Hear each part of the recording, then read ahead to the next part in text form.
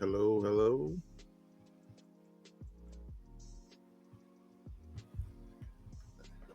Earth to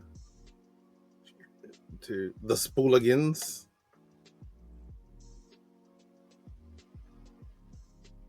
Oh man, I'm chopping on my side. It looks terrible on my side. I'm looking at it via Twitch. Hello, Stivey. Can you hear me? Let me just check. Can you guys hear us? Check.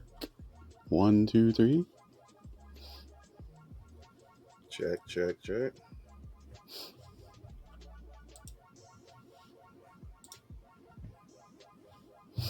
Hey, GTR Dad, Bonkers, can you guys hear us? Just checking audio to see what's going on. Yes, okay. How does it sound? Okay. Can you hear me as well? Just want to make sure you can hear Steve and myself. Time delay on me or Steve or both? Just tiny delay. Okay. For who? I think he said, I think both, but I might drop mine to, there we go, 900. Actually, I only see chat from one. Shared, it says shared chat is enabled. Oh, I think I gotta hit join share chat on my side. Ah, okay. Yeah. Okay. Can, let's see. Okay. Can everybody see chat? Hear us okay?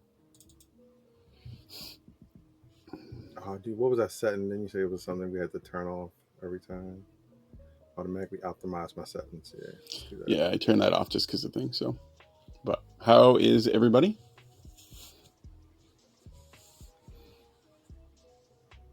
Good. Okay. So audio and video is good. So we are episode 9 Yep. of this wild ride. We are almost at episode 10, which is crazy. I can't even imagine that we've done 10 already. But so tonight we are no guest tonight. We do have a couple guests in line for the next few weeks. But what we are going to do tonight is we're going to be talking about some printers, right? Some printers that we kind of found out about this week, and then probably highlight some crazy prints that we've seen, and or that we've done or that we've designed. Talk with you guys, see what you guys got going on, and go from there. So, which one do you want to start with, Steve?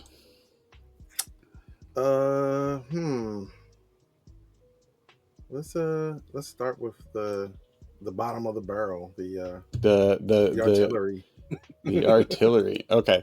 So, I mean, everybody is everybody in chat aware of artillery printers? So they've been kind of not off out of the scene, but they haven't really been they really haven't been high up on the list of what people have been talking about for the last few years. Now, the only artillery printer that I have ever had. Have you ever had one, Steve? I have not. No. So the only artillery printer I ever had was their original X1, which was a good printer. It was just a bed slinger. Wasn't anything special, but it was good. It was good in the world of Ender 3s. At the time, it was kind of a higher end Ender 3, I guess, when it came out. But now they have the M1 Pro, which kind of looks like what? I mean, that looks like an X1C or a P1S or the Centauri. Basically anything that's come out. Hey, DJ Midnight Wolf, how are you doing? Good to have you here. So yeah, it looks kind of similar to everything else that's kind of coming out now. And then obviously it's going to have an AMS. And again, M1 Pro. I don't know if they're going to have, I haven't seen anything about a Pro or like a normal where they're going to be like unskinned, like the P1P or something like that. Yeah.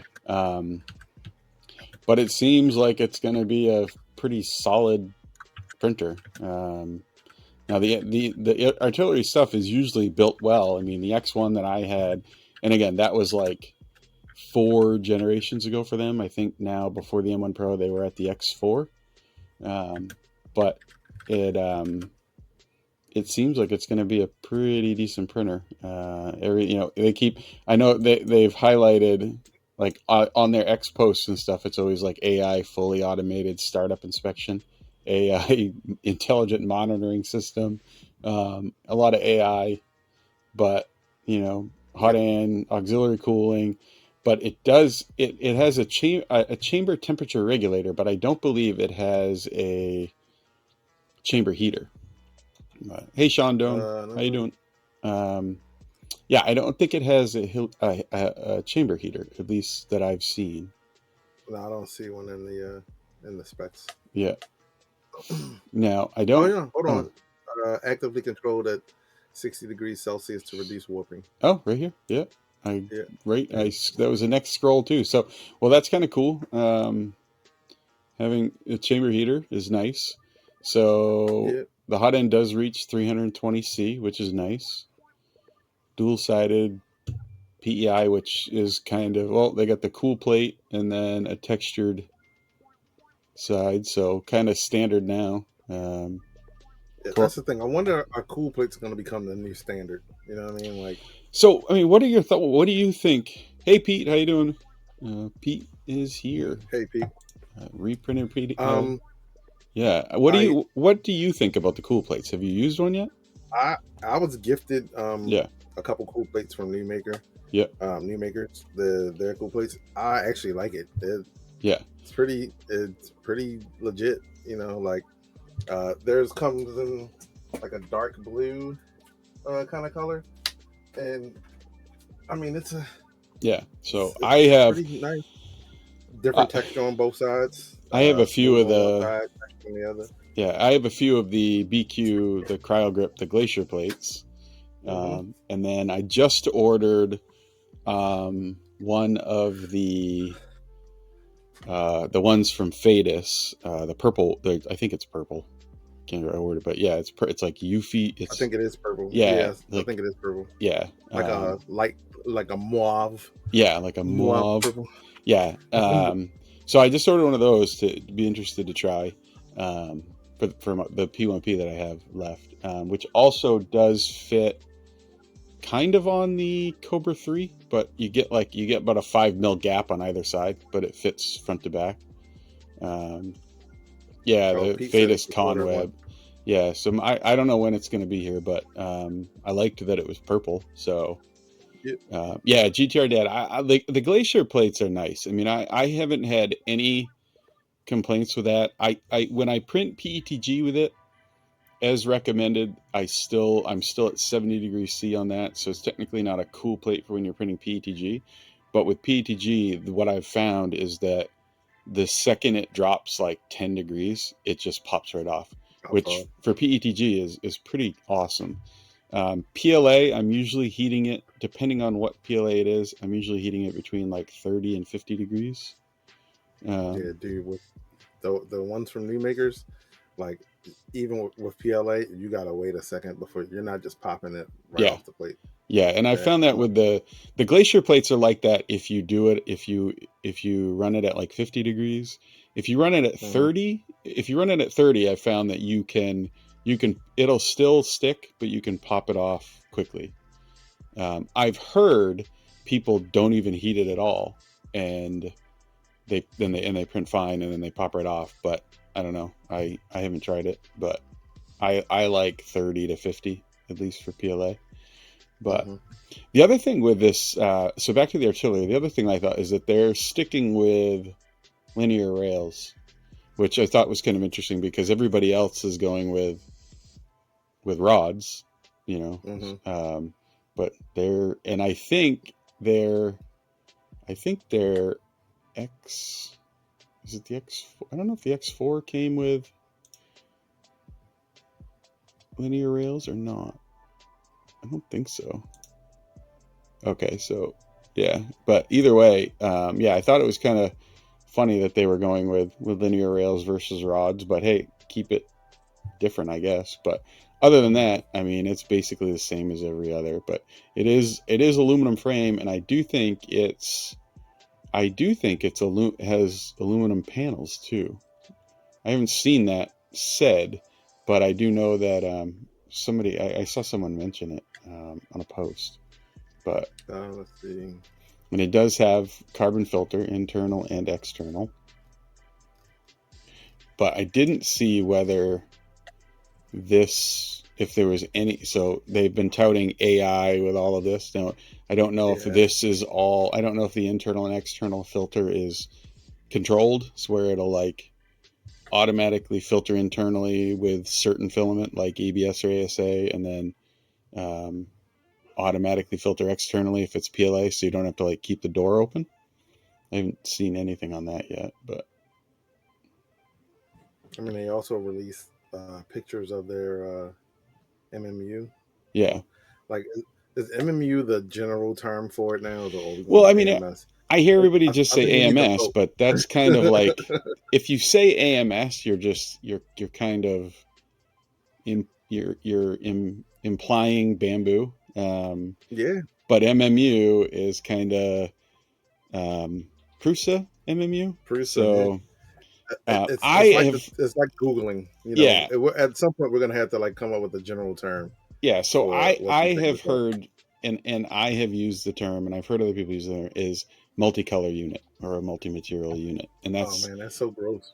I know, but it's you're not using other companies' terminology. So now this is interesting. So artillery OS.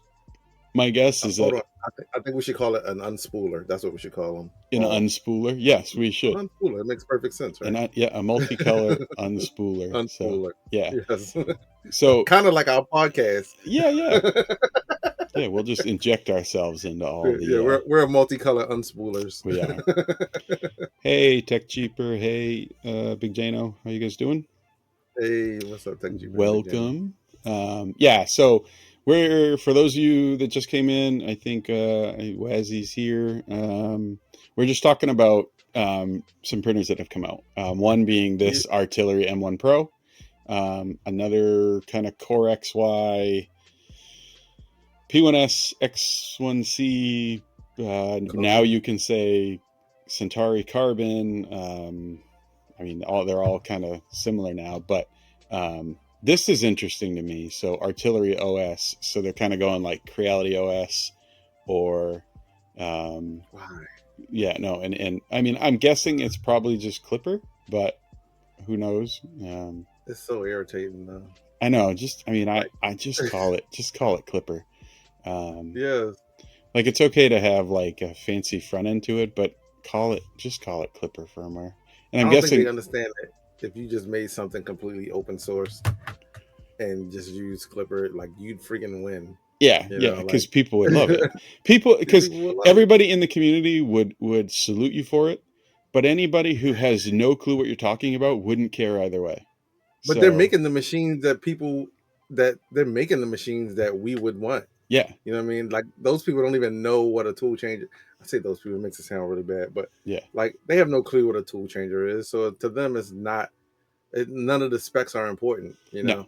no, Uh, so it's just weird. yeah, yeah, You know, so, it's just one of those things of like, just just make it open and stop trying to like recreate the wheel. yeah. So okay, if we get down into the specs, I mean it's pretty standard. So yeah, okay, so it does have it's basically all aluminum, but it does have it ABS panels. So somebody I had said that it was going to have obviously an aluminum frame, but aluminum panels. But this looks like the shell's going to be ABS, and then obviously a glass front door. But I mean, the speeds are just like everything else. Maximum flow rate of 35 millimeters cubed per second, kind of where everybody is expecting things to be now. But the hot end, I thought it was nice that it does 320 versus a lot of them are 300. And then what was the one? Oh, the Fusion 3. That one was only 300. So this is a little bit warmer than that. Auto leveling. I didn't see anything that said what the auto leveling is. Is it like an eddy sensor? Are they using pressure sensors in the bed? Let's see. Yeah, I didn't see anything. Oh, so it looks like they're also coming out with, what is that? It looks like, I mean, it's green. Looks like Bamboo Studio, but can't get away from it. Yeah, I don't know what it's using for. Does anybody know what it's using for auto bed leveling? Auto bed leveling with a pressure sensor. Yeah, it's what it looked like, but because obviously there's no eddy sensor or anything hanging out there, which AI for spaghetti detection and and intrusion. Saw that. And PLA, PETG, TPU, ABS, ASA, PA. Yeah. PC plus carbon fiber reinforced variants. Yeah. So we know it has hardened. It's got a hardened nozzle and it's got hardened extruder gears. It does say right there. Yeah. So it does do CF stock. So that's nice because depending on the price of this, it could compete in the arena of the P1S, like the 699 range. And if it does the whole thing, or just for the, you saying for the whole thing? If it was just $699 just for the printer, not counting the what was it, the unspooler. The unspooler so system. If this is priced around $699 like a P1S, then this, and it performs well, this would have a slight edge over a P1S because this has a hardened extruder gear and hardened nozzle stock, which a P1S doesn't. So without replacing those yourself, which they provide them, but it is a $40 to whatever dollar extra cost, and then you have to swap them out. So this does do carbon fiber or abrasives factory. So TextJeeper's saying $379. So I mean, that might be, if it performs well, that might be a steal. But I think it'd be interesting to see. Yeah, I see $379 as well. Yeah, it'll be interesting to see what, I mean, they're obviously using some type of Orca bamboo. It's kind of what that looks like.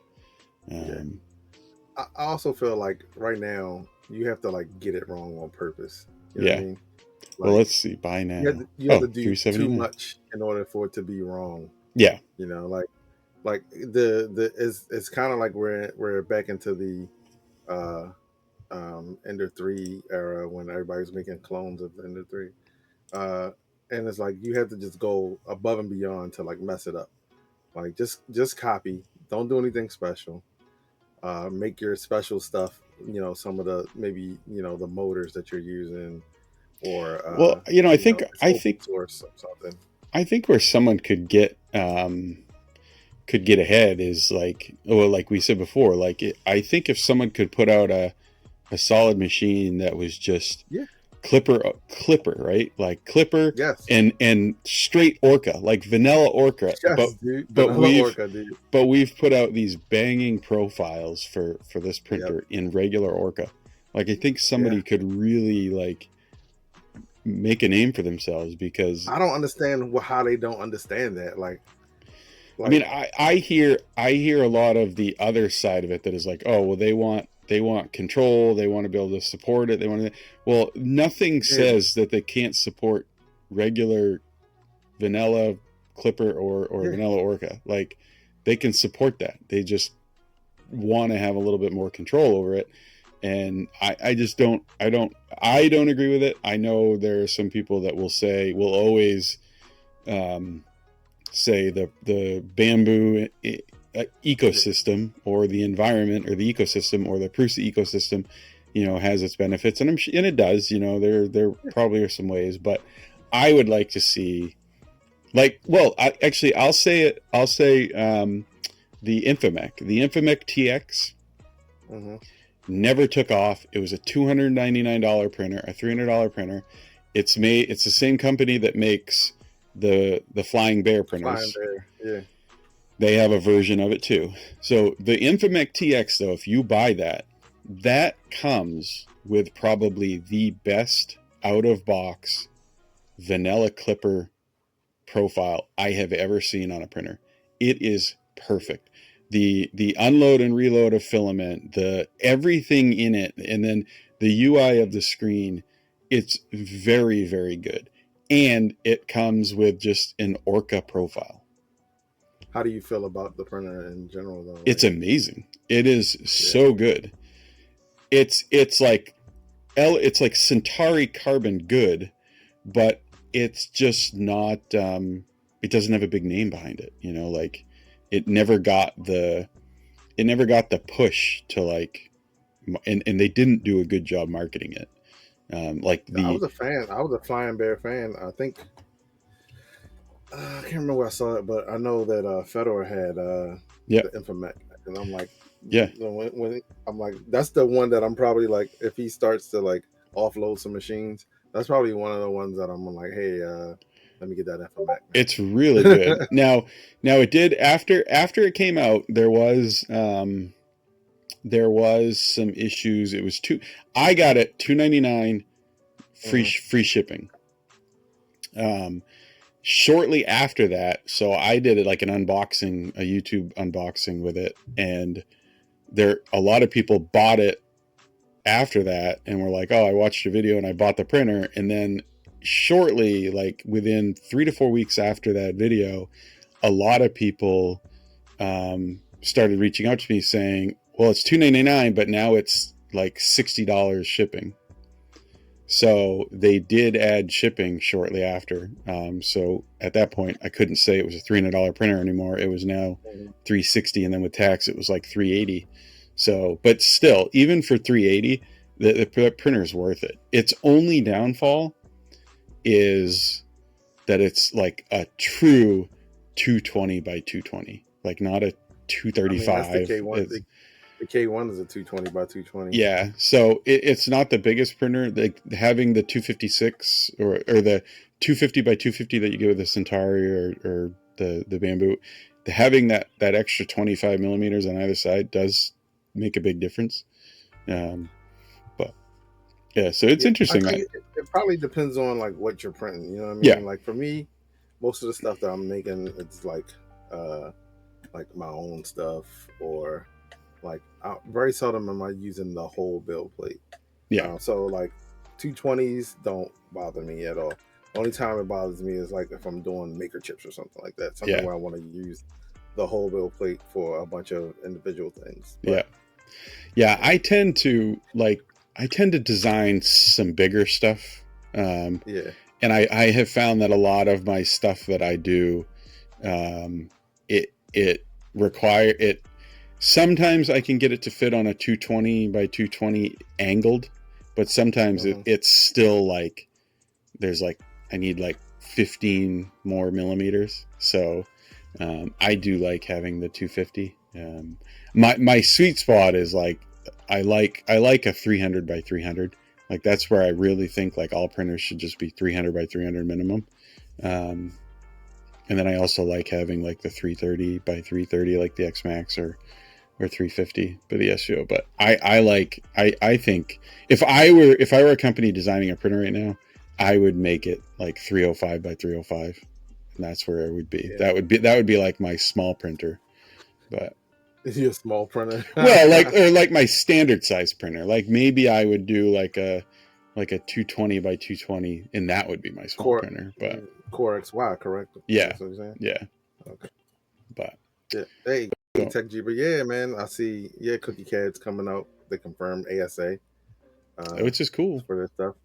Yeah, they're gonna have some crazy colors too. Tech Jeeper might get a sponsor for his Zero, for customizing his Soval Zero. Oh, nice, cool. Yeah, I think so. Based off what Tech Jeeper did, off that, and then a few other people had upgraded like the colors and everything, did the changes, and it kind of got a thing. And then when mine came in, I was like, oh, I got to do it too. So I did the zero diamond PLA, the purple there. So that's what colors mine is right now. But yeah, and it was so easy to change the color because they gave the CAD design for it. I want to do. That's part of the reason why I want one, is because I want to customize it. Yeah. The other reason is because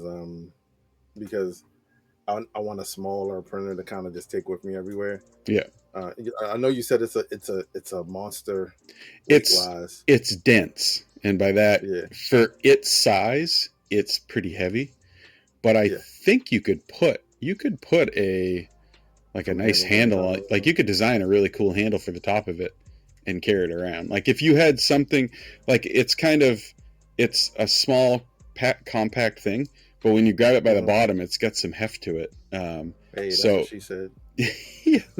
So if you had a nice handle on the top where you could just grab a hold of it and lift it out, I think it would be, pretty portable. And the top, the glass panel on the top, because it is glass, it does, the designs on the top, they flip in to keep it from popping off. So those flipping in, it even lends itself to being moved around a lot because the top isn't going to pop off. And if you have a handle on it, it's going to kind of keep it there too. But I don't think. One. Oh, go ahead. No, I'm saying I want one. Yeah. I like mine. I don't use it that much. It was more of a buy it just to have it type of thing. But I do like it. It's a good printer. It does print really well too. And that eddy sensor, the eddy sensor does the full bed mesh of that 150 by 150 in like 2.5 seconds. It's so fast. Yeah, I think you told me that. Yeah, that's insane. Yeah, but I mean it's a small bed anyways. But so for this M1 Pro for $379, is that something if you were in the market for a printer, is that a price that you would be okay with for? A Core XY? I would be okay with it, but I would just go get another Centauri at that point. Yeah, well, and this is 260 by 260, so it is. You're only getting 4 millimeters. Yeah. Cube. So that's not enough to convert me. Then you got to buy new beds as well. Yeah, because really, the only thing this has that the Centauri doesn't is the chamber heater. Yeah. But I feel like you can kind of cheat. I just saw someone had a air quote external chamber heater that they was pitching. So yeah, well, there's a way of kind of handling that part as well. Maybe just throw a freaking poly dryer in the bottom of it or something. Yeah, if you have the room, it would. Yeah, Phil, Ember Prototypes, Phil. He has a video on YouTube about adding a building. He built a chamber heater for his X1C, and it was pretty compact. Listening to you, but right now, because I have a couple extra poly dryers, I'm like, dude, I might be able to actually kind of pull that off. Yeah, I mean, what they hit 70C, so Yeah. that's 60 to 65C is usually what most, like this one's 60. Like I think the Cheedy, like my X-Max 3, I think that's 65. So yeah, I mean, technically it would work. Yeah. But Yeah. so I think if I was in the market for a printer right now, I think 379 isn't bad, but I agree with you. If I was going to buy another one, I would buy a Centauri. Especially because the size difference isn't well, huge. And it's vetted already. Yeah. It's just like if I had nothing and I wanted one, maybe I'd go for the M1 Pro. So what if the M1 Pro from Artillery, what if they're unspooler, their MMU, what if their multicolor unit comes out before Centauri does, and it's good? Then I would probably tell someone to do it. I would say, go get the M1. Yeah, because but like, hey, I'd also just let them know it hasn't been vetted, but I'd be like, yeah, go get the M1. It's better.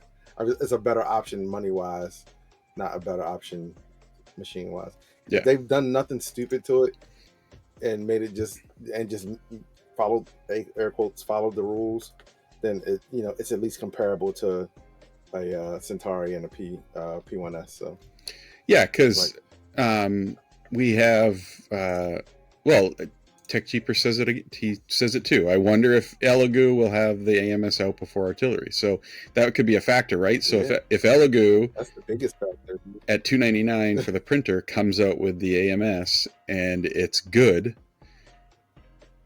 would you, even if the M1 comes out at the exact same time, would you spend more for the Artillery M1 Pro? It's kind of a lesser known brand and their first Core XY. I don't know if that would, I'm not sure I would go for that, right? Like I know I wouldn't. Yeah. I'd go for the Elegoo and the yeah, it's already been vetted. Yeah. We know what the quirks are with it. Yeah. So I think Artillery's thing would be like, get it out, right? Get it out now. Yeah. But then you also want to make sure it's not there already. We're probably already testing it. Yeah, they haven't said anything. The site doesn't. It's pre-order for the printer, and then you have the 5-color, the filament. But they don't have I don't know when. Yeah, I don't know when the AMS is going to be available. But and I don't know. I think it's a heater too, because doesn't that say a temperature on it? Where are we at? On that picture. So if you look on the screen, that looks like a temperature, right? Yeah, it does. Yeah, whatever reason they have. So it must be. It must also be a heater. Now I don't think the Elegoo one is going to have a chamber heater. I've heard yes and I've heard no, but I see 30. Yeah, I see 35C and I see 12% maybe. Yeah. Yeah, something like that. So the Mad Owl in chat says, is it really worth releasing a Core XY anymore without some kind of MMU? And he's got a point, depends. Right? Like, I bought the Centauri. I think knowing that they would get an MMU, but also I like K1. I probably use my K1 as much as I use the A1 and the A1 Mini. So so I think it might depend. I think Matt Owl might be onto something there for a lot of people, but for me, the vast majority of my printers don't have multicolor or multi-material, right? They're just a single filament printer for just slamming out parts. But I think a lot of people are probably think that, like, why would I buy a printer if it doesn't have the ability to either have multicolor now or in the future? So I think if you're a new company printer, I think it would probably be okay, like the M1 or like the Centauri, to release your printer without it, but I think it should be followed up with some type of MMU or AMS. I mean, and you may wind up in the Anchor Make you could situation. Yeah. You know? Yeah, because now you have a lot of people that have. I mean, the 5M and the M5 and the M5C, they're good. They're good printers, but I always wondered how many people bought that machine and then kept that machine, thinking that their color engine, because that was supposed to be 6 colors. Yeah. But I know the dude that worked at Micro Center. Yeah. Was very sad that they didn't come out with their AMS for it. And I mean, he's technically, kind of on the inside. He was like, "Yep, they're not coming out with it," and I think he was kind of like considering, getting rid of it, as a result. So Tech Jeeper just said MMU is so last year. Bring on the tool changer. Let's go Snapmaker. So on that note, we will switch to our second printer, the Snapmaker U1 Color. Right. I will give Snapmaker. I will give Snapmaker credit is that they keep their naming pretty consistent. Like you have the J1, the J1S. Now you have the U1 Color, but you made a comment before we went live, and I agree with you. What does this look like? Yes. It looks like a Da Vinci printer, right? Like it looks like it looks like a Da Vinci, man. It doesn't look so it doesn't look like that, right? Like I had a J1S and I thought the J1S is the one printer in my life that I've ever gotten rid of that I have fully regretted it, because I really liked that printer. It printed good. It had 2 colors. I used it a lot for like intricate parts, and then I would use a support material. I loved that printer. This does not look like that. It does not look like the Snapmaker printers. I think I'm guessing it's still going to be good because Snapmaker generally makes good stuff. But it's just going to be interesting to see how it comes out. If you look up the the XYZ Da Vinci, that it looks like just like that thing. Yeah. I don't. I have to say, I don't care for the look of it. I mean, I love that it's a tool changer.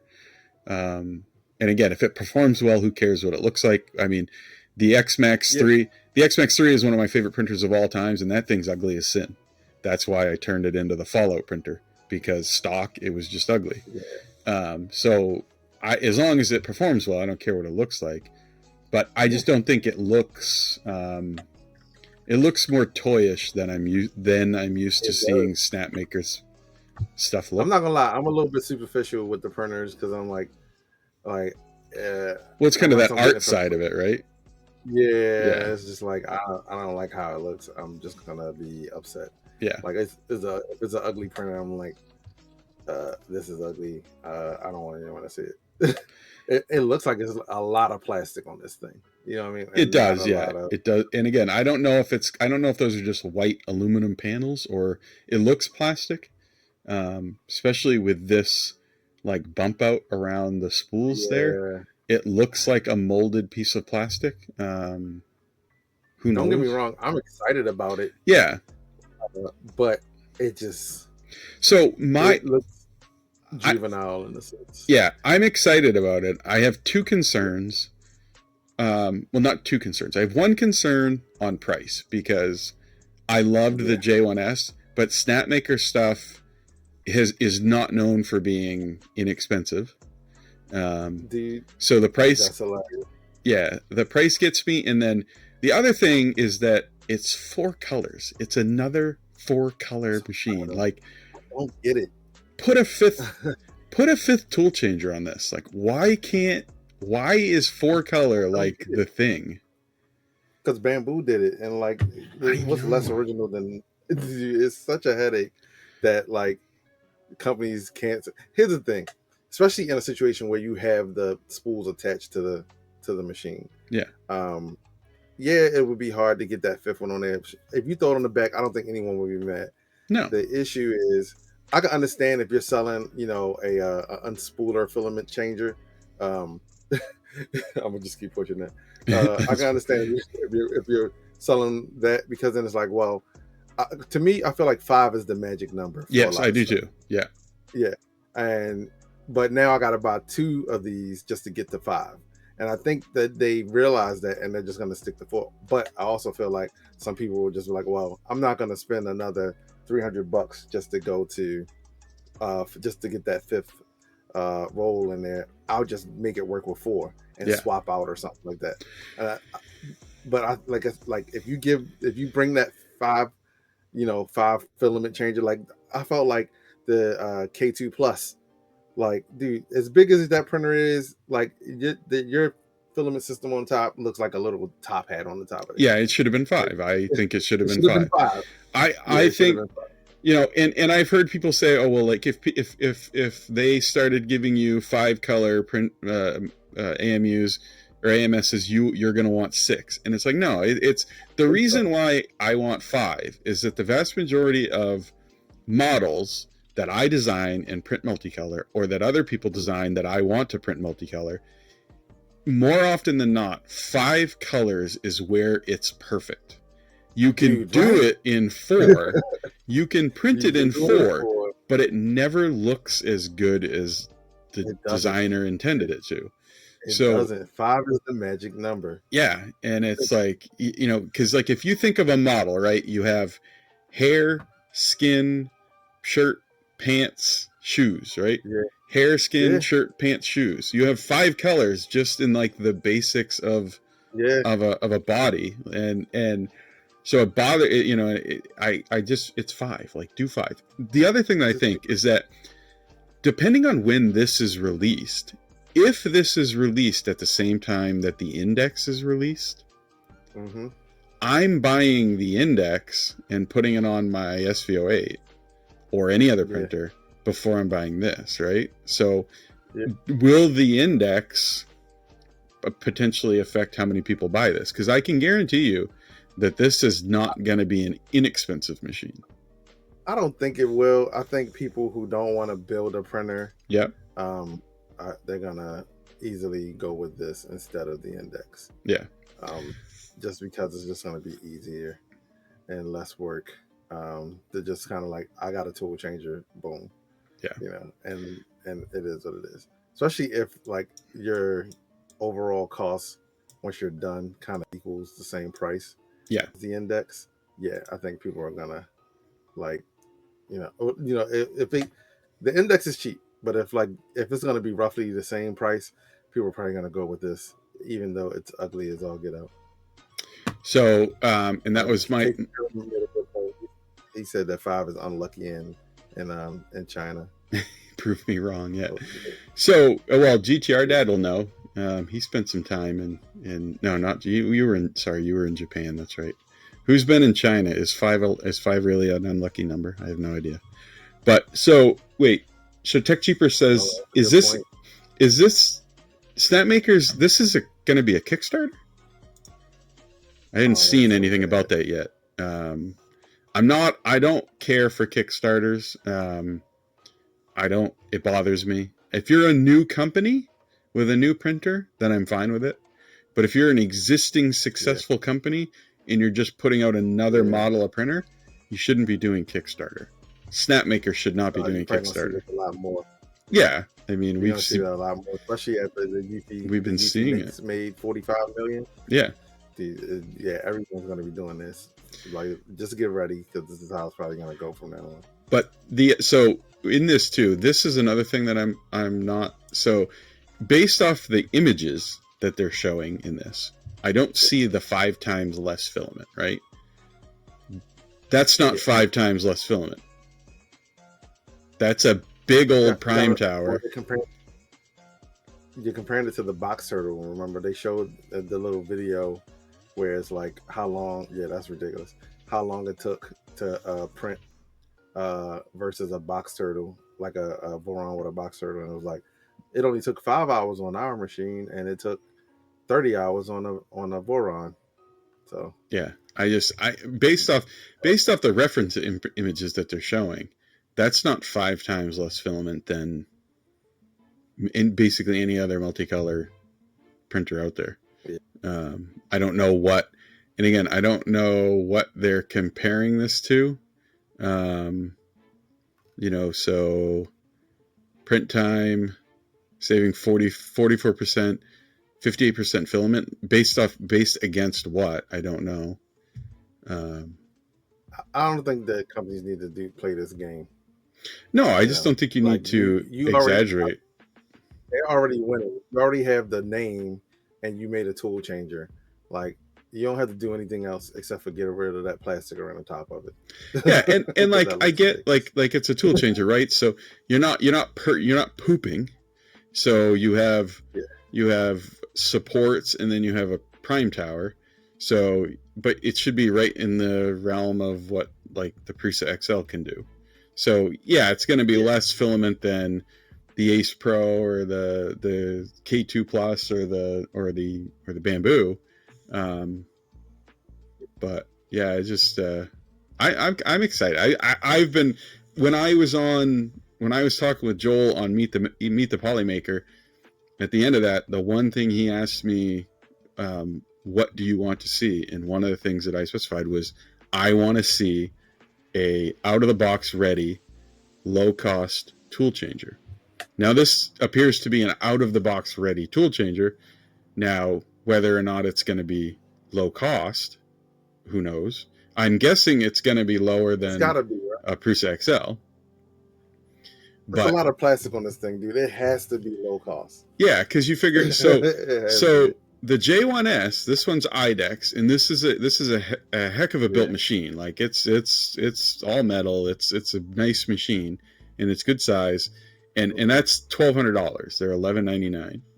So I'll be interested to see where this falls. Right? Will it be over $1,000? I mean, it probably.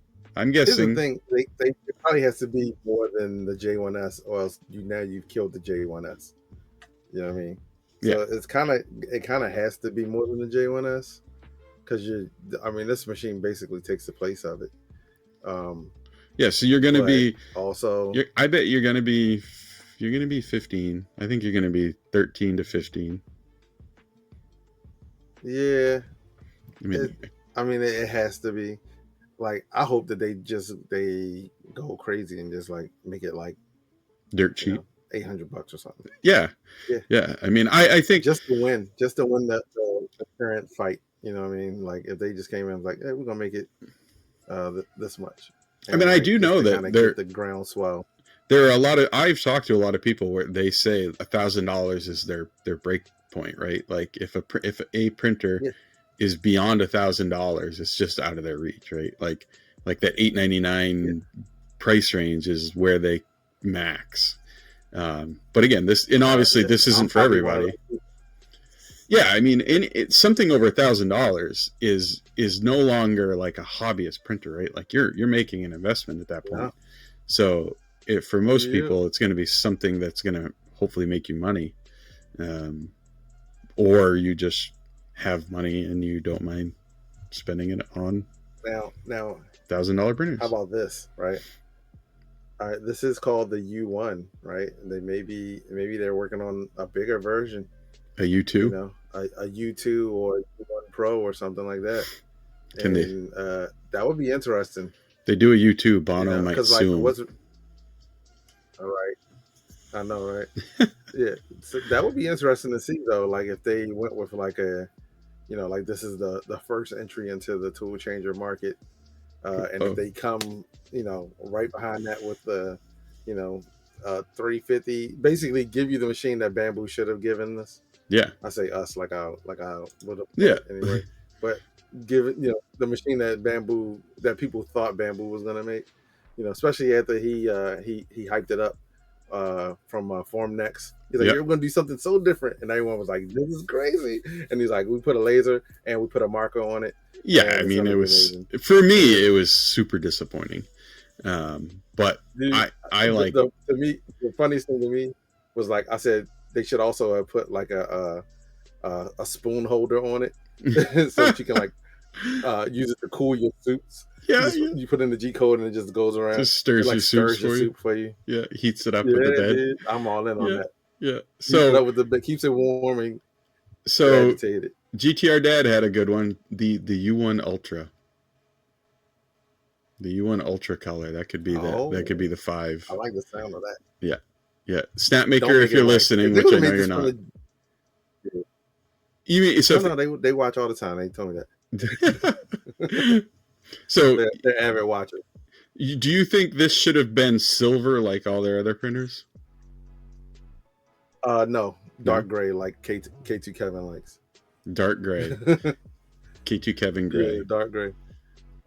So the other thing. So does anybody in chat have a Prusa XL? Does anybody know how quick their tool changes are? So this one's saying 5 seconds. 5 seconds. Which the 5 seconds. Well, the Bondtech was saying 3, right?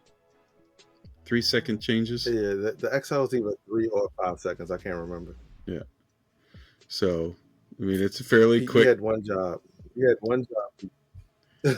I do. I've never timed it, but it's fast. So yeah. So this is going to be 5 seconds. So it's probably similar to the. Hey Pete. So maybe this will. If this one is good, you can swap your Prusa XL for this one because I know you have issues.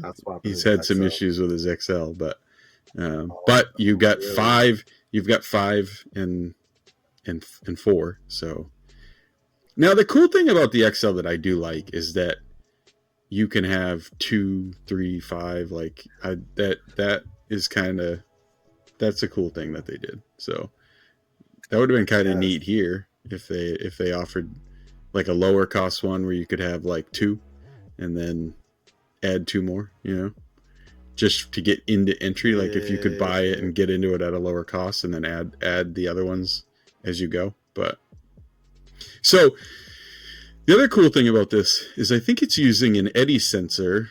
Yeah. So it says it's using an eddy current sensor to align each tool head with the main nozzle. So you're going to have the main nozzle, then I'm guessing the other 3 are using an eddy current sensor to align them. So it's kind of neat. I mean, they're touting the U1 and others. I don't know what others are, but I'm guessing they're saying that it's going to be accurate. The build 270 by 270 cube for the build plate. Is that what it said? Right. I haven't got to the specs. Something on Tom's hardware. It says 270, 270, 270. Wait, what's this?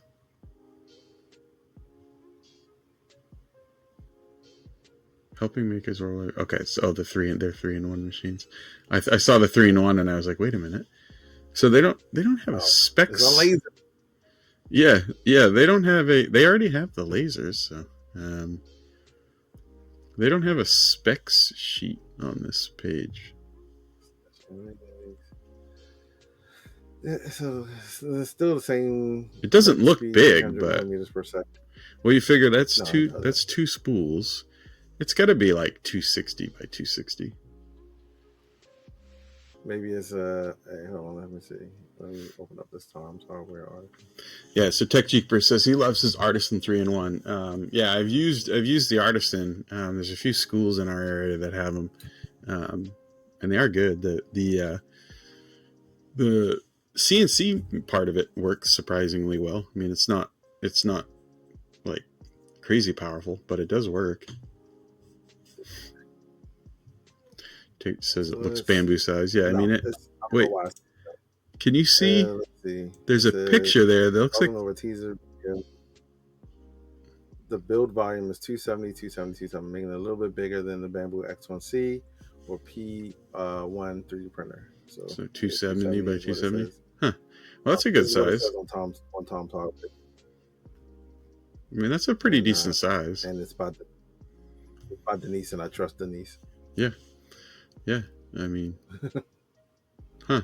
Yeah. So if it's 270 by 270, and it looks probably 270 cubed, yep. And it's 4-color tool changer. It doesn't look that big. No, it doesn't. It doesn't look as big in the spool, but I mean, if you look at the size of that spool, it's a pretty big machine. But I'm just saying, like, if you lay a spool down on that bed, it doesn't look 270. I'm trying to look at my. I guess probably. Yeah. I'm looking at my X-Max 3, which is 330, and yeah, I guess See, it think might be about right. like with those spools on the sides, and if the bed is 270, you probably got like about 80 millimeters of anywhere like 50 to 80 millimeters of case on the left and right. Yeah. Sheesh. And then the spools, that thing's taking up a nice little footprint. Yeah, it's definitely wide. I don't think it's so. It won't be. I mean, with the spools, it'll probably be like the width of my X-Max 3, because that's a pretty wide printer. But yeah, I mean, I do like that the spools are on the side like that. I can't really tell the size of anything unless you lay a baby next to it. They should put a baby next to it so that we can really understand the size of it. A baby or a banana? You need a banana, right? Isn't it? Yeah. Nope. So the new bananas. Bananas are getting bigger, and bananas don't give the scale anymore. You just gotta find like a 9-month-old and put it next to it. The other thing I just noticed, did you see the spools here? It looks like it has an AMS light type spool holder. So I wonder if that's springs back like the the AMS does. Extendable for a bigger roll. Because right now it looks like it's only for conventional rolls. Yeah, because I mean you wouldn't be able to put 2 rolls of any bigger size, but you could probably put one. And well, that's the thing. Like I wonder, yeah, I mean, because you'd be able to put a 3 kilogram on it. You would just have to feed it somehow. You know, the other thing that's kind of weird is why the clear back on it. Yeah, I just noticed that. I'm wondering if it was just a bad. I think it was just probably a bad render. Like maybe they. I don't know, man. I don't know, why would it have a clear. I mean, wouldn't make any sense, right? Unless you're gonna light it. Yeah. Maybe that's how they light it somehow. I don't know, man. It's a little different. No, because I did see a picture on. I saw another picture of it on X, and it had a clear back there too. So I think it definitely has a clear back. I don't know why though. But what is that? You see that that opaque frosted clear on the back? Like I wonder what that is. That's what made me see the back part. That's what I was trying to figure out as well. I wonder if that's only thing I can think of is maybe the nozzles, if they purge while they're back there, catches it. Like allows them to maybe catches it and shoots it out the back. Yep. Yeah. Apparently we crossed our streams with our naming schema. One says channel, one says episode 8, one says episode 9. This is Unspooled episode 9. Oh, you know what? I think my auto what's the name sent out episode 8. Oh, might have, yeah. But yeah, so wait.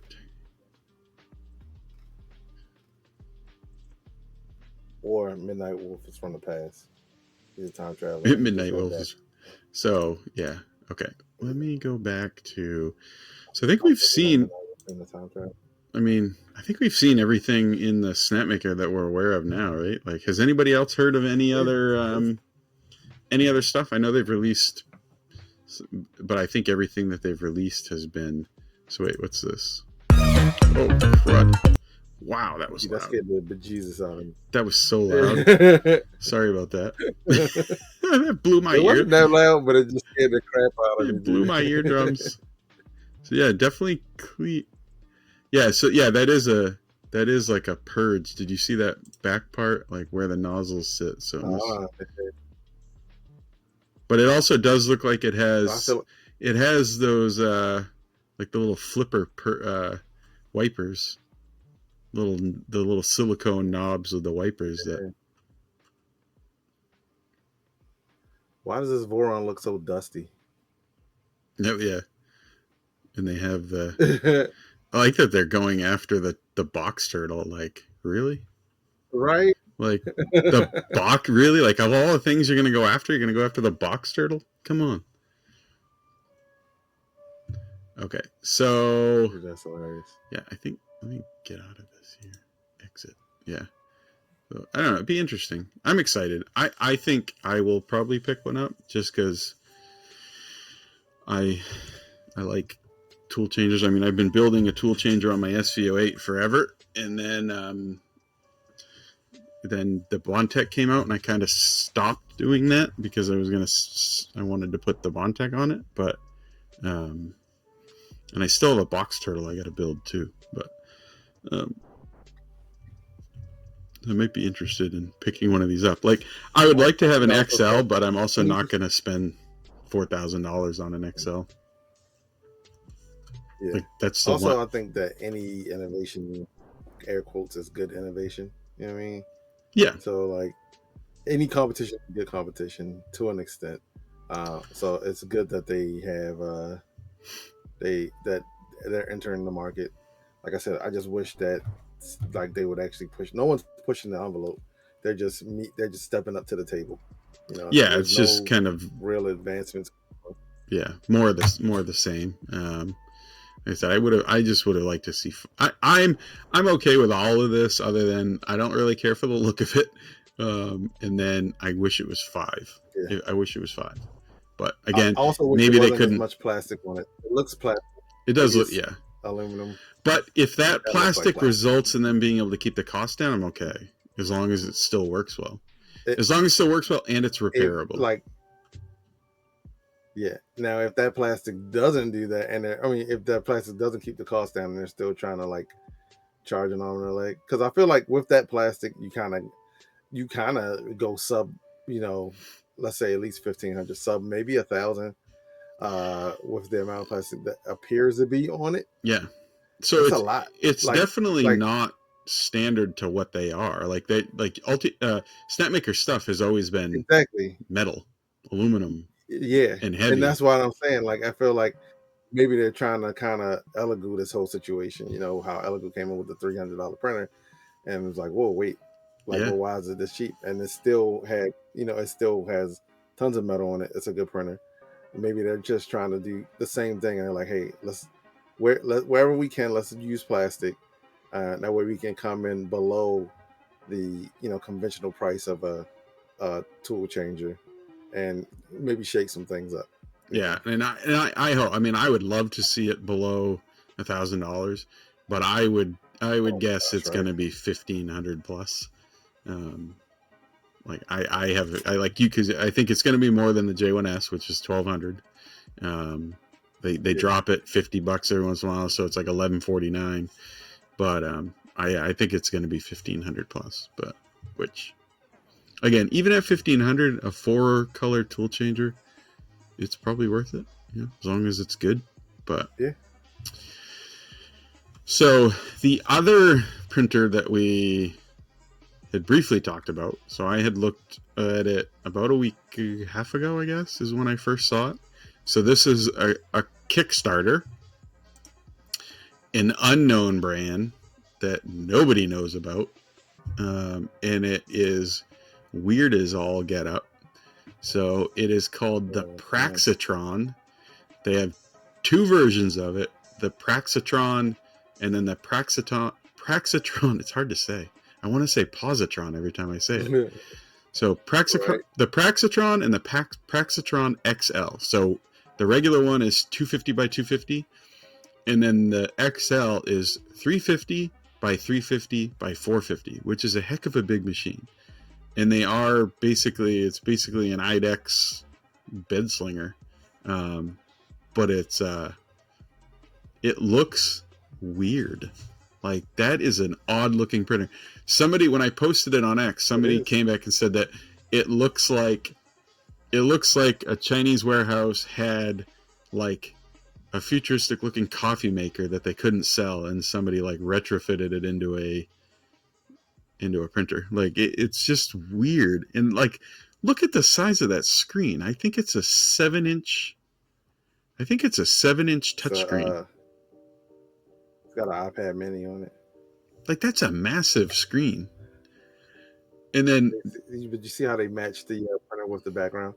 Yeah, and it's like, I mean, I don't know. Everything's renders. A weird looking machine. Yeah. Yeah. But I just wonder. Like, who are they targeting? Because let's say, like, how are you going to enclose that? You're not. Yeah, you're not going to, because like, if exactly. you look at, I mean, the bed goes well beyond everything. So you're not going to enclose it. So it means you're an IDEX for PLA and PETG and some other stuff, but it's just odd.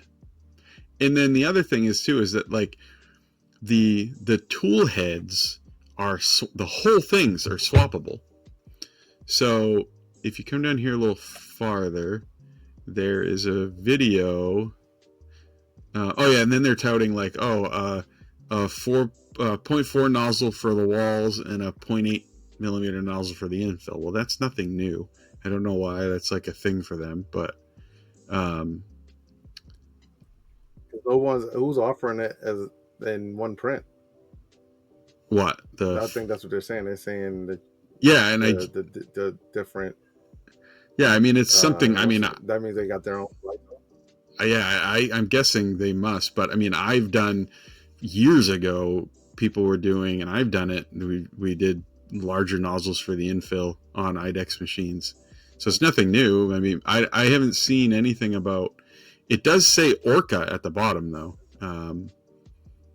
but when you get down here further, there's where they talk about the tool heads.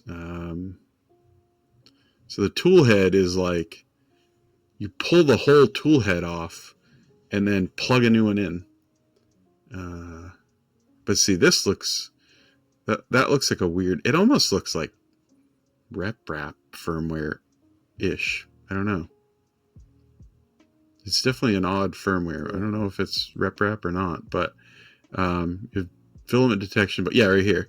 So modular design. Praxitron is designed for easy routine maintenance. The extruders are easy to remove and replace whenever you need to change nozzle sizes or refill filament. So it's like a cartridge thing, like what you see in the Ultimakers. Wait. What do you mean refill filament? Yeah. Where's the filament at on this thing? So none of the pictures that I've seen show filament. So I'm guessing it's off to the side because you can see how it runs. See how it runs up right here. So I'm guessing they sit on the ground. Inside. Oh, there it is. So it runs up and then look at it. It's coming down the side right there. Yeah. So I think it goes up into the top and then down through those tool heads, but I don't know. It's real because if you look, like, see these, you have like these PTFE tubes. The video is on it. Yeah, and the video is just on the table behind it. Yeah, you actually can see the top of a little bit when they pull out the hot end. Yeah, you can see just the top of a roll behind. Yeah, so there's a spool there. So two spools behind. So they go up through the filament detectors, up through the PTF tubes, and then into the tool heads. But I don't know. It's just a weird, and it does use piezo sensors, so it's just got pressure sensors in the bed. It's like they made it thin to not take up as much of a footprint, but it's a bed slinger, so it's still going to take up the conventional bed slinger. And it's weird though, because it's like it's a bed slinger, but the bed rises, so it's like I don't know. It's just different. It's core. It's different. XZ? So no, it's weird. It's just I don't know of any other IDEX printers that the bed raises to the gantry. Usually, well, I mean, no, never mind. So never mind. The J1S does too. So it's just not from the side like that. It looks weird, I guess, because it's from the side. Because like the J1S, everything is in the back. So and everything's renders. Like so, TechCheaper says everything's renders, other than like I don't know. I mean, that's clearly they must have one, unless like that's an AI video. Who knows? At a trade show. Yeah. Maybe it'll be a really good printer. Who knows? I mean, but it's just odd. It's pretty. It's a pretty machine because it's dark gray. Yeah. Wink, wink. K2 Kevin. Yeah. But I think this looks like something that they made for people to go into like their house that doesn't look like a box or a brick. Like the Jetsons like 3D printer that you just buy with a house or like an appliance like everybody's been trying to make. But I mean, I think they're definitely probably gearing this towards like non-existing 3D printers, people that 3D print, and more towards like easy to use. Because I mean, Tech Jeeper said, "Look at the price. What's the price on this thing?" So it says about it's Hong Kong. But it says $898. And that's lowest price for the Positron, the Praxitron XL Dual. So MSRP $1,429, so $1,500. And then that 450 on the top is interesting. Yeah, so I mean it's tall. 450 tall is pretty good size. Yeah. So if you do the Kickstarter, you're $900 or $700 for the 250. So 250 by 250. Ooh, that's a lot. That is a lot. It's expensive for 250. Yeah, but and then they got a video of it running on the. If you scroll, I think down a little bit further. There's a demo video. Yeah. The drawings. There's a demo. It's right there. Let me. Oh god. Hopefully it's muted. Yeah. Oh, it's of them manufacturing it. And then the one below it is the one that's actually running. We don't care about them making it. Oh. Nope. Yeah, it's just a weird looking printer. I mean, hey, if it prints and it's good, I don't care what it looks like, but like for the sake of people who invested their time and skill into making it nice, but I don't think it's gonna. I mean, the size of that screen. The size of that screen, I'd hack that to like play YouTube videos, so I could like watch YouTube videos while I watch the print. Because I think they said it's a 7-inch touchscreen. The print speed, let's see. Because if it's coming in at like back up to the top, I think it listed it. Speeds. I mean, I can't imagine. It's just. Oh, and this was the other thing people. This is the other thing people were talking about when I posted it. So it says, "We will mark the package worth $300 to ensure all costs are covered." So it's like, I'm pretty sure that's like customs fraud, or like I'm pretty sure you can't. Is it? Oh no! I'm pretty sure that you can't purposely undervalue something through customs. So the nozzle is 300C. The bed is 100C. I don't know how well you be able to keep it at 100C. So, the print speed is 300. Yeah. And the max acceleration, that's the max print speed is 300. The max acceleration is 10,000. Yeah. So the acceleration is slower, but is less. Yeah. But I mean, and it says Orca Slicer and Cura. Yep. And it says that.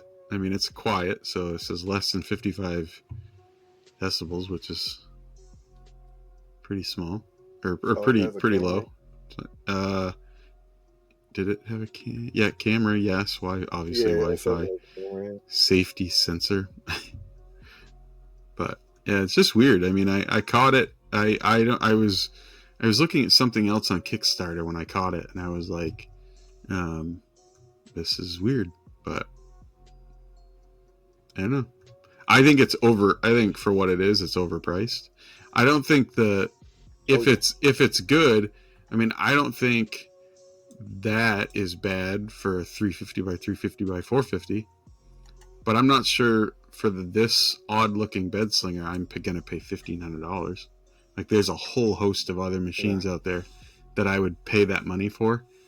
Like, I'd probably buy like 2 SV08s and save money, and because I also think they should figure out a way to mount those holes on the side somewhere instead of having to sit on the back. Instead of having to sit on the back. Yeah, and then they have these little feet that stick out the front and the back to keep it stable. So the thing is so narrow and tall that they had to put these like weird feet sticking out to keep it from being wobbly. I don't know. I wish them all the best. You gotta say stuff like that. Like that's like old people stuff. I think that's what I said. The best. I don't think it's gonna. That's what I said to we're about Fusion 3 there. Oh, what happened? Can you hear me?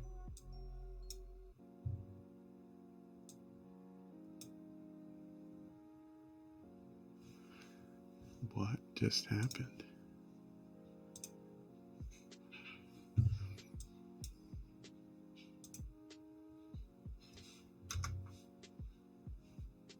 Hello? Am I back?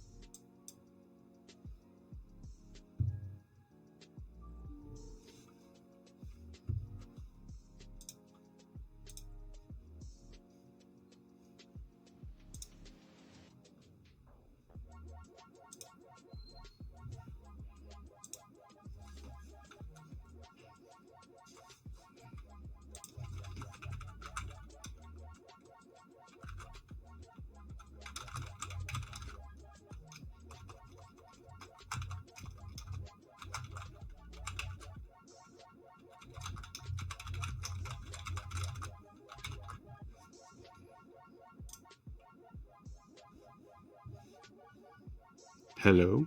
Can you guys hear me? Twitch's Stream Together just had a stroke.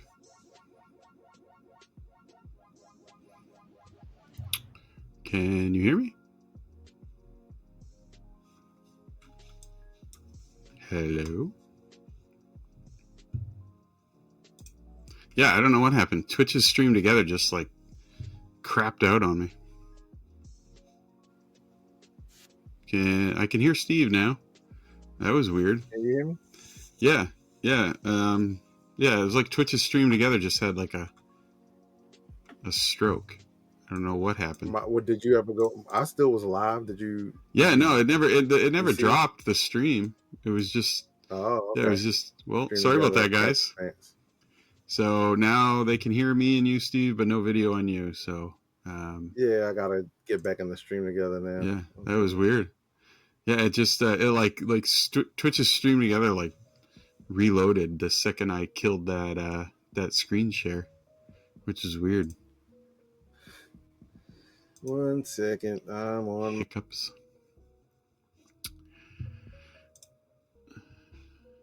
He's getting back in. So yeah, the Praxitron I think is going to be a strange. There we go. We're back. All right, we're back. We're back. Yeah, I think I'm not sold on the Praxitron. So yeah, I think Praxitron shut us down, dude. Yeah, they were like, you talk crap, you get shut off. Yeah. All right, so from now on, we're only going to say good things about the Praxitron. Yeah, only good things. Yeah. But just when we thought the whole the loop filament recycler had that kind of power, nope. Yeah, actually, doesn't this kind of? I mean, I know it's not the same thing, but they kind of have like it does similar design features, you know. Some feels of that, yeah. It's definitely strange. I just went down a rabbit hole of 3D printing stuff on Kickstarter. Like models that you got off Kickstarter? No. It was just like something at the bottom. It was like an aero dry, some kind of filament dryer, modular filament dryer. Oh, yeah. Yeah, there's a lot of like I know a lot of people have got have backed like designs, like 3D designs and stuff of strange things. I know Like Uncle Jesse, I think does that a few times. And I did one years ago, and it was the like the mini. I don't know if you ever saw it, like the mini case for like 40K painting minis, and it was like this case to hold it all, and you just 3D printed the whole thing. I backed it and then got the files and then just never printed it. But way to go. Yeah, someday I might print. I think the only thing I've ever really backed on there was like a coin and some playing cards. Different, like I used to be big into just collecting like traditional, playing cards. I like the look of them. Yeah, and I've done a few things, but I always, with Kickstarter, I've always been like that thing where it's like I'm never going to back anything on Kickstarter unless I don't care about losing the money, because you never know. So I always back. I always like to back like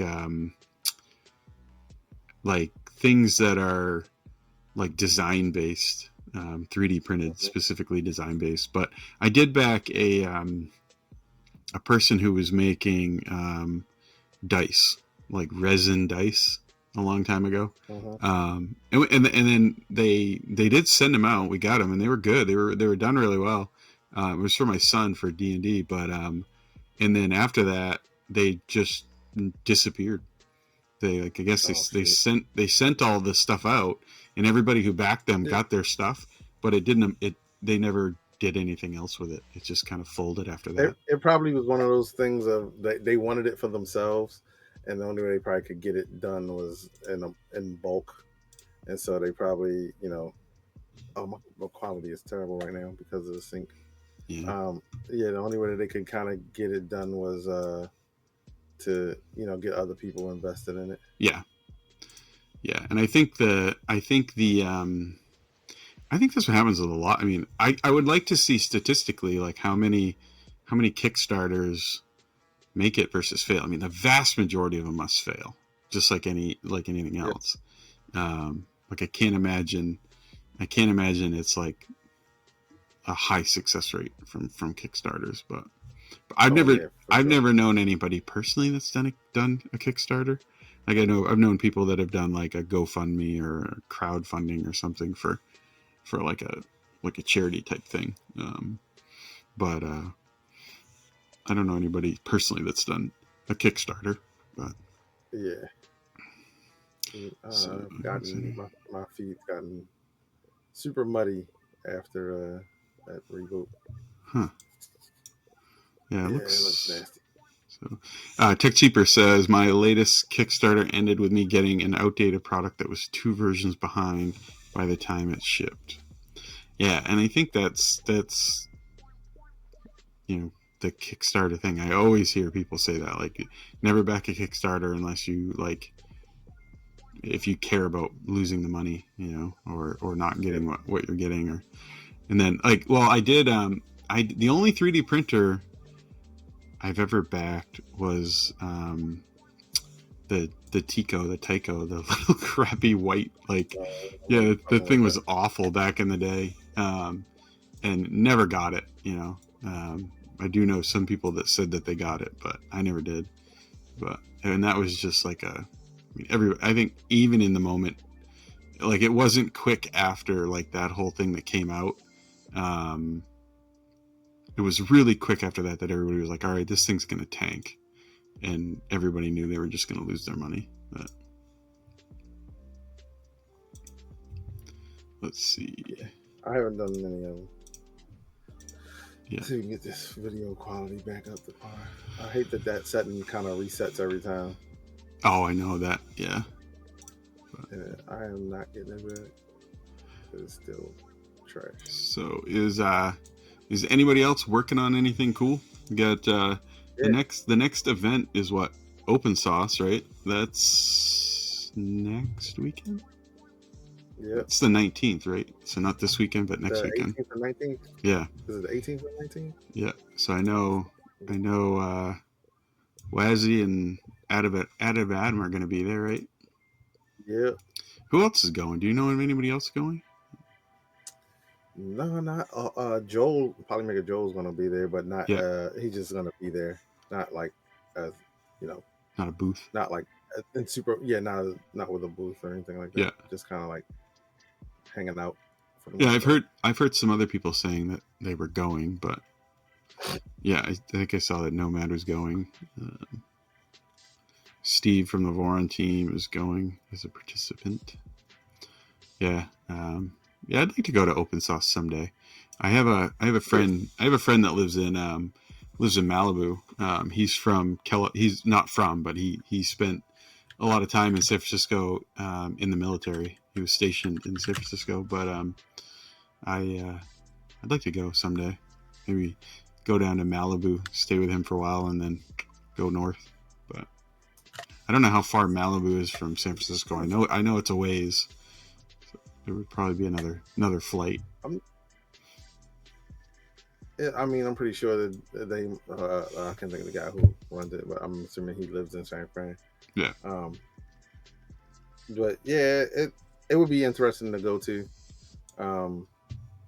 just to kind of see all of the cool like things that people make.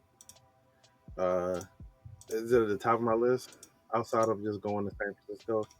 Maybe.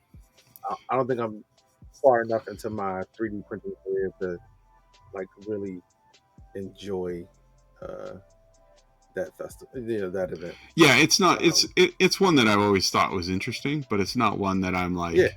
It's not one that I'm like, oh, I have to go to. Like I would probably actually go to. I would probably actually go to Rocky Mountain before I would go to Open Sauce. Like I would pick to go to Rocky Mountain before them. So, because I mean, I can only really like logistically wise and time wise, I can only hit like two a year. So, and one of those is going to always be 3D Printopia. So the other one would either be, Murph or Rocky Mountain or Open Sauce, or I'd love like I would love next year. I would love to go to Jerf. I'd like that to be the second one, but we'll see. We'll see if that. Yeah, I don't know if you'll ever see me at Murph. Go to Jerf and use the 2 years of Japanese I didn't learn. Yeah. I spent a summer trying to learn Japanese with a friend years ago, and it did not go well. Legitimately, like 30 years ago in high school. That crap's hard to learn, man. I struggled with Spanish in high school. Like, yeah, we did not. It was fun. I remember and interesting. I enjoyed it. Yeah, it was. It's also like. Whew. Yeah, I remember we were in the class, and I think it was like 23,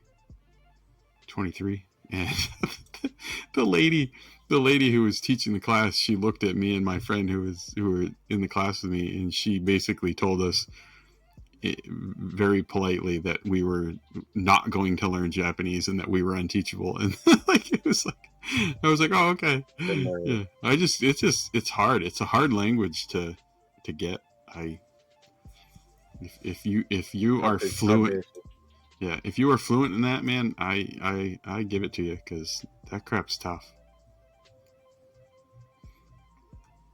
Yeah. All right, I don't know what happened to my. It looks okay for me now. It's going in and out a little bit, but it's chunking now. K2 Kevin says, as any good carny, Murph is my favorite circus. Yes. Yeah, I mean, I like the idea, Murph, and I like how everybody says it's like laid back, because I definitely like that type of environment. I just it's the humidity would kill me.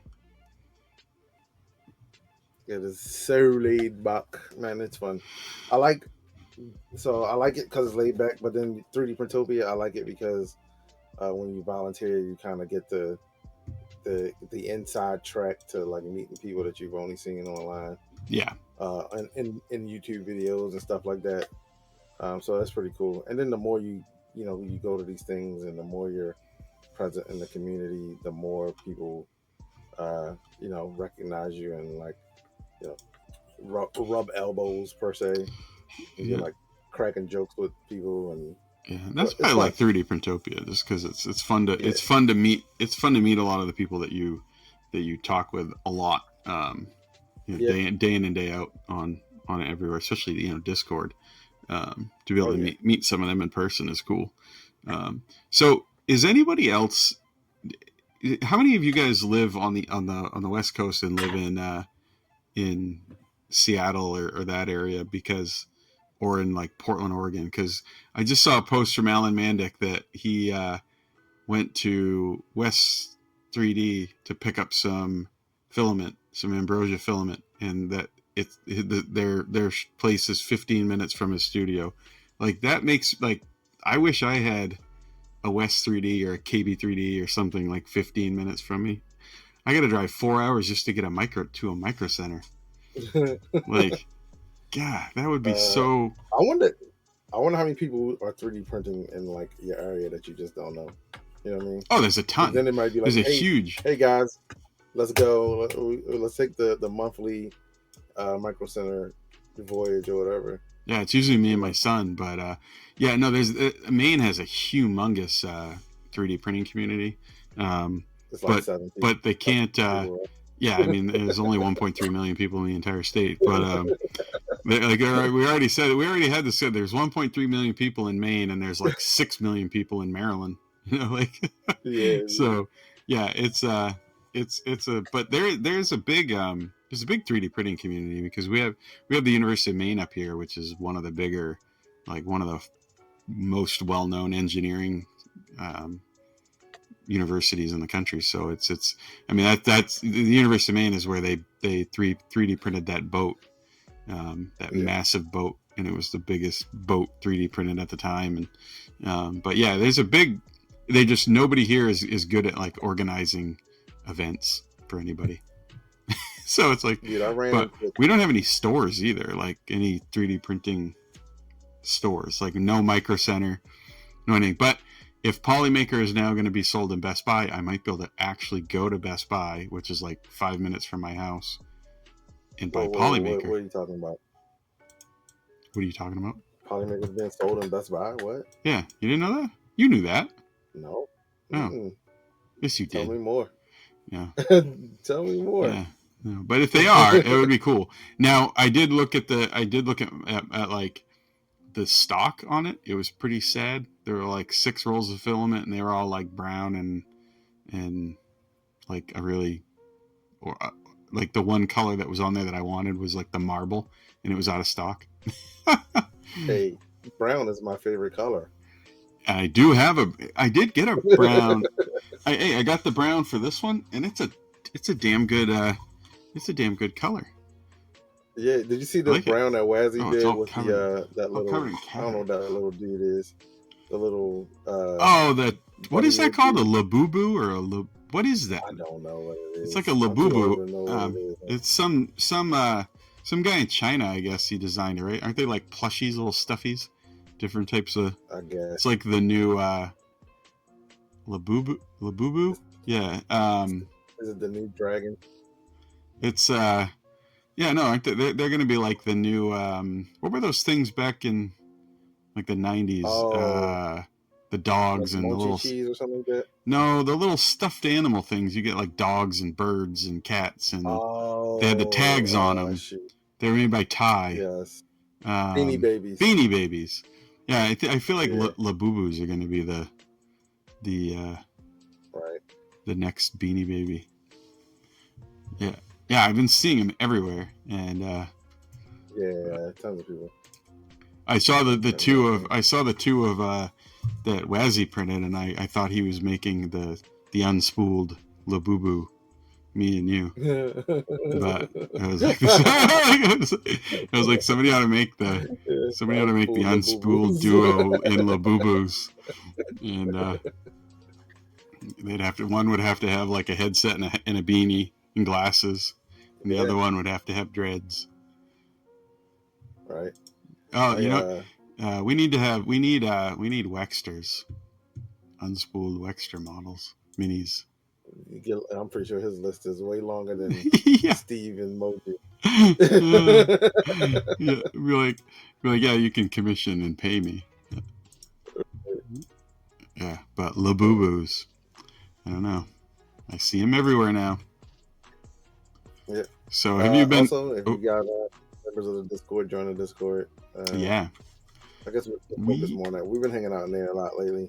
We have. We are up to quite a few members in that.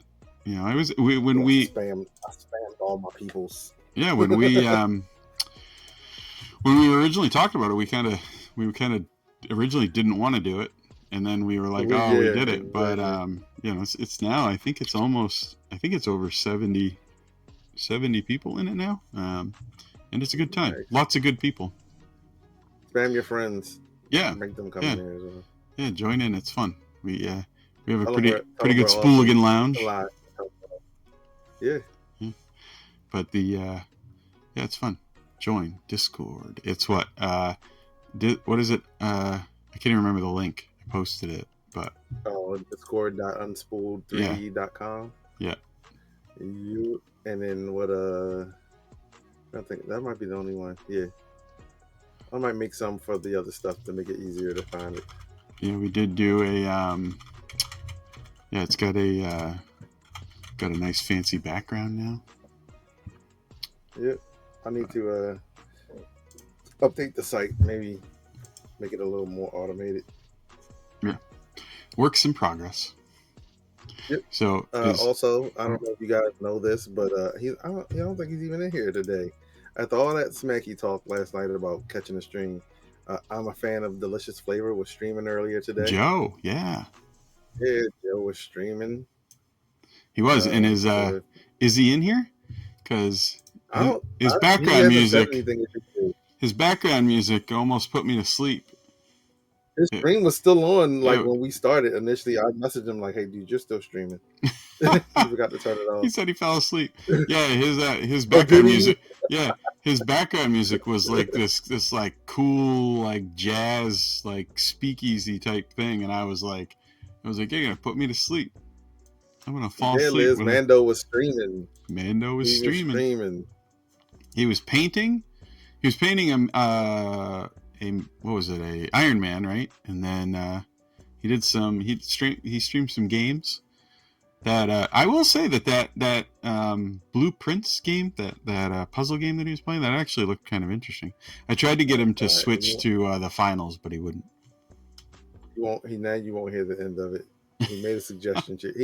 He made a suggestion to me like 3 months ago, and he brought it up last night, and I was like, "What are you talking about?" He's like, "I said that to you." I'm like, "I have no recollection of that at all."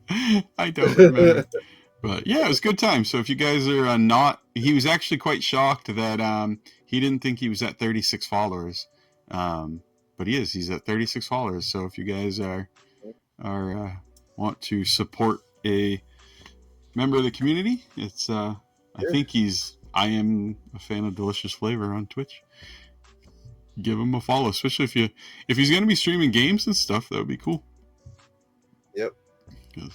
I'm always up for watching a game stream, especially if it's a finals game stream, Joe. Wink, wink. I can't wink. You don't shut up about the finals. Goodness gracious.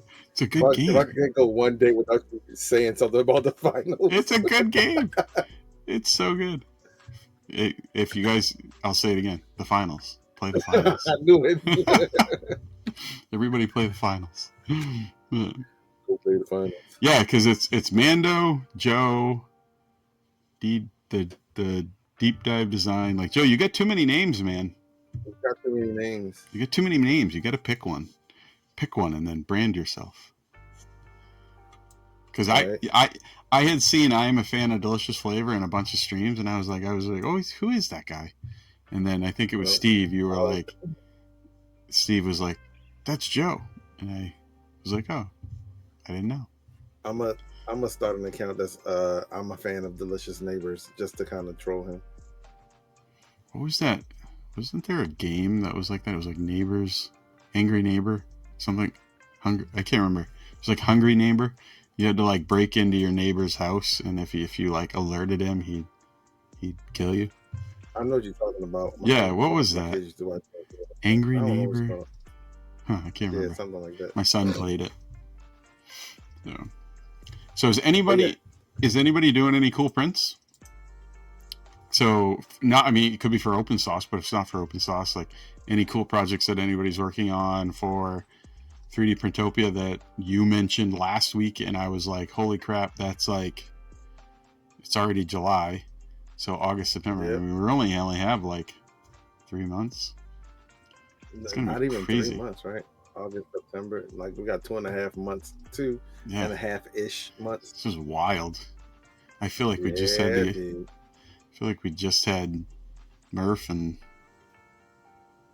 Rocky Mountain, and man, I think this year has flown by. Make your chips again for 3D Printopia. Oh wait. Hold on. Did everybody see this?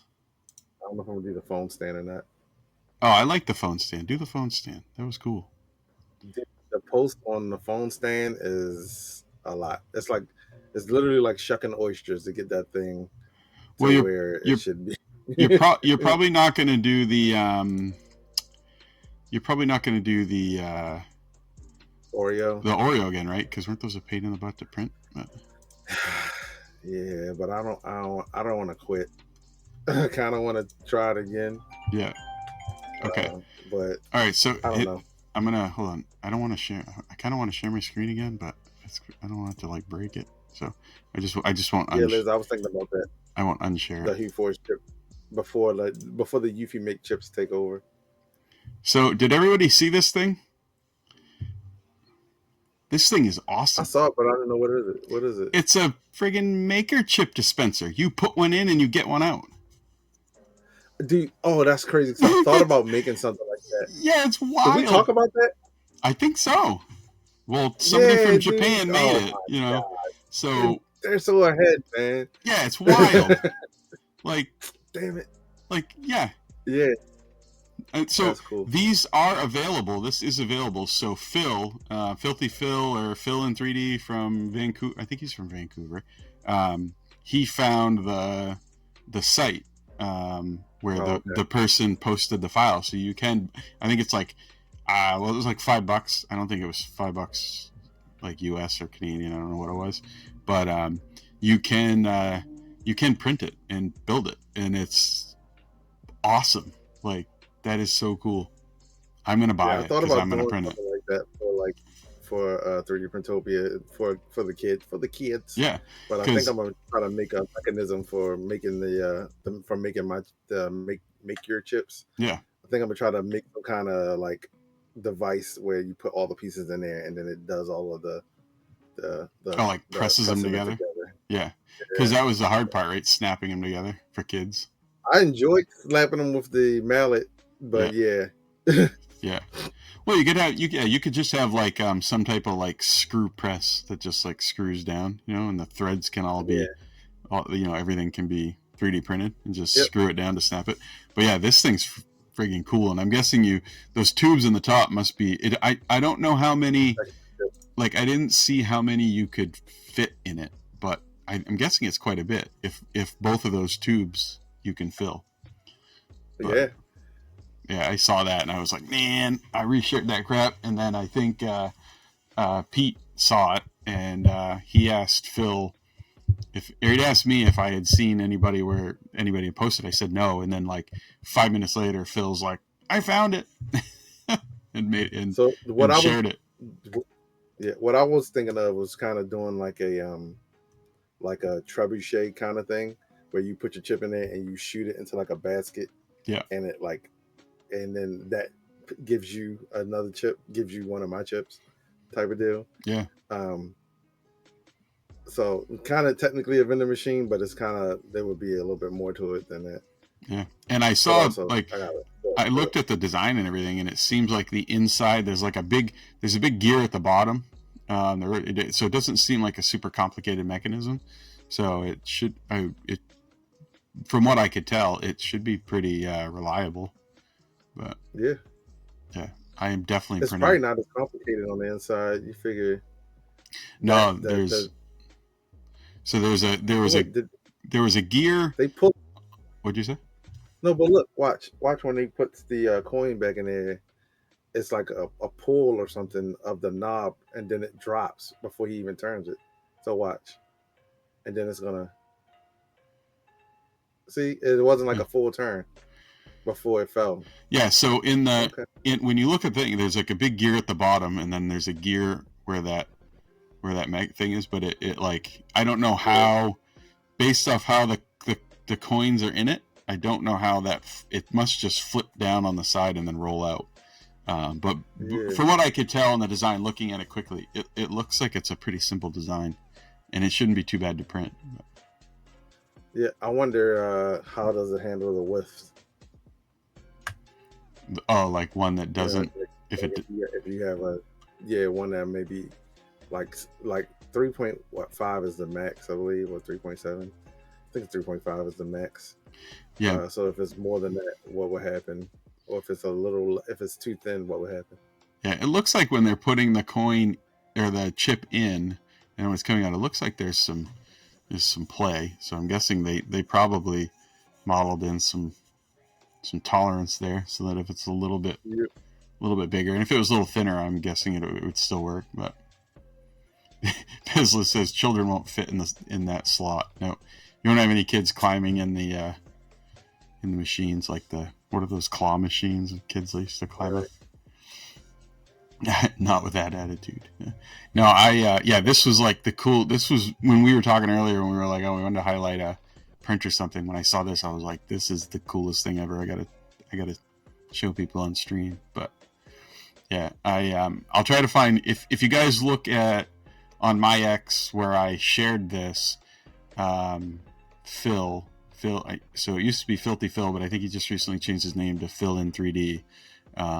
He posted under that the link to the site where you can buy the file. So if you guys are interested in getting it, you can find it there. Nice. I am gonna buy it as soon as we're off stream and print it. That might be it for us, right? What are things that's coming up? Ajax has the TD1S should be dropping soon. I think started taking pre-orders for that. Yep. Trying to think, probably Always Needs Before it's coming. Polymaker and Best Buy. Yeah, Polymaker and Best Buy, Polymaker sale. Amazon's Prime Week or whatever, or Prime Day. Update is right there. Prime Day coming up soon. So, and if you did see the Polymaker Best Buy thing, they did send an email, and with the email, I think if you go on Best Buy site and you buy Polymaker, and then you upload a screenshot of your confirmation page, you get like a $25 gift card for the Polymaker website. So, that's cool. Yeah, so it's kind of like a double discount because, it's quite a bit off. So I know like some of the spools I saw on Best Buy, they were down to like $13 to $16. So you could go and buy a couple spools, and then if you upload your screenshot, and I think the link's right in there too. So you upload your screenshot, and then you get a $25 coupon. Seems like a no-brainer, really. Pez, have you seen? There's a Pez gun that I've been seeing come up on like YouTube shoot the Pez dispensers, lately. Like it shoots the candies. It's like somebody's gonna lose an eye. Something out of like, dude, it looks like something out of like Call of Duty or whatever, and it shoots Pez. It is very fancy.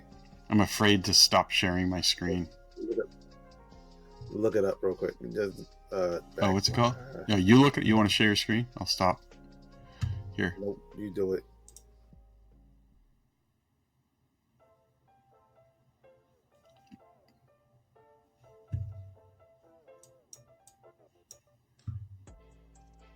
Did it do it again?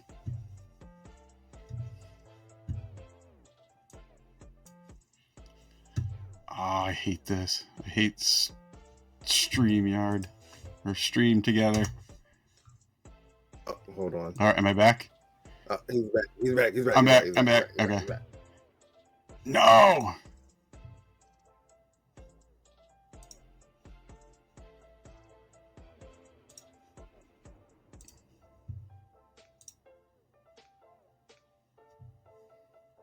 What a pain in the butt. Stream Together.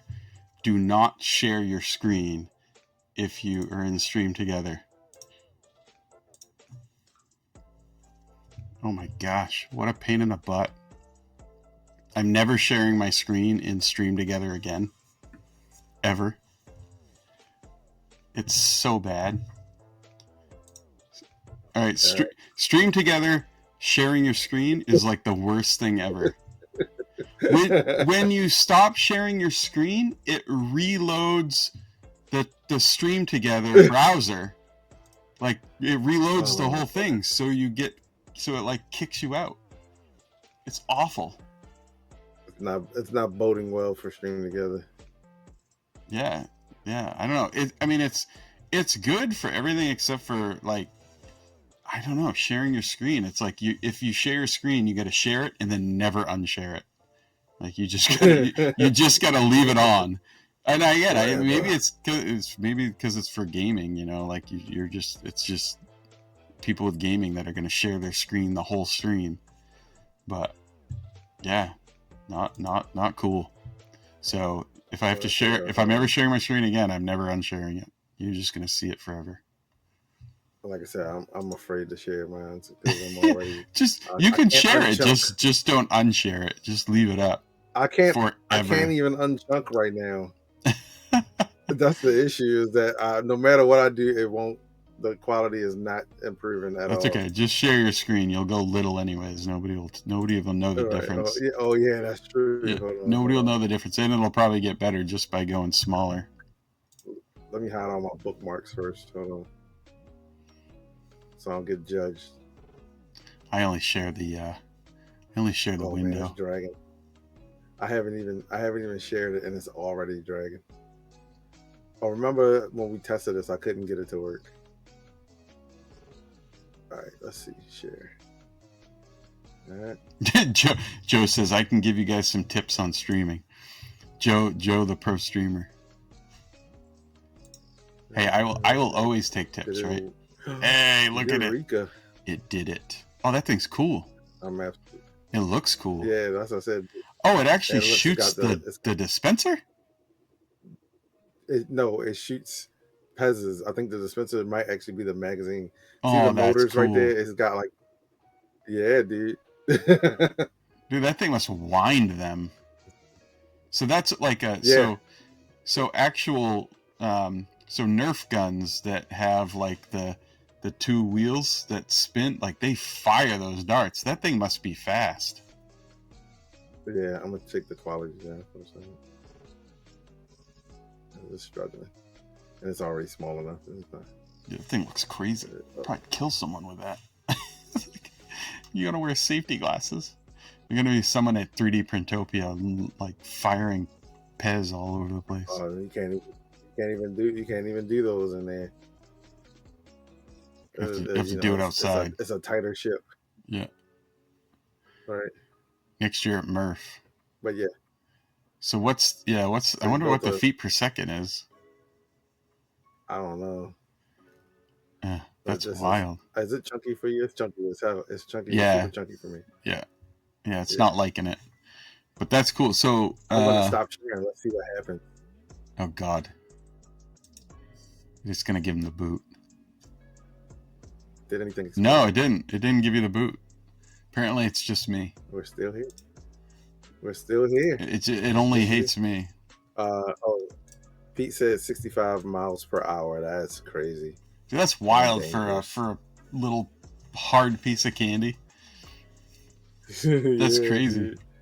So that's what. Can you imagine somebody breaks into your house and you're shooting with a Pez gun? Yeah, so I mean that's roughly 100 feet per second. Like that's fast. It's actually not as fast. That's fast for a piece of candy, but paintball is what, usually 300 feet per second. Oh yeah, I mean it's right. It's not. But I mean, it's still fast. Like if you got hit with a piece of hard candy at 100 feet per second, it's gonna hurt. Like it's gonna hurt a lot. Huh? That's probably nuts. most. They hope they're not diabetic. Yeah. Oh, that's crazy. That's cool, and it looked good too. So are those? Yeah, it does look good. Is that model like available? Can you Can you buy that model and print it? I didn't even get to watch the video. It's one of those videos that YouTube kept suggesting it to me. Said it was, and I was like, I'll watch it when I'm ready. Said it was Backhall Studios is what was the name of the YouTuber. Huh. Yeah, I'm gonna look at that because that'd be cool. That would be fun to build. Oh, apparently he has another one that's a condiment cannon. So that must be the one that shot those little packets, the little like it looked like it was a sweet and sour sauce for McDonald's. Oh. Yeah. Oh man, I was pissed off if someone shot me with some sweet and sour. I would be so mad. Firing barbecue sauces across the room. I'd probably be the most maddest I've ever been. Yeah, that would not be good. Pez would be fun though. That would be fun to shoot. But I'd also want to eat them too, though. And you can't. It's not like you could fire. Not like you could fire 100 feet per second piece of candy into someone's mouth. You'd break a tooth. You just had to do it from a distance and let it slow down. Yeah, gravity, man. You have to like rainbow it and then try to catch it. Yeah.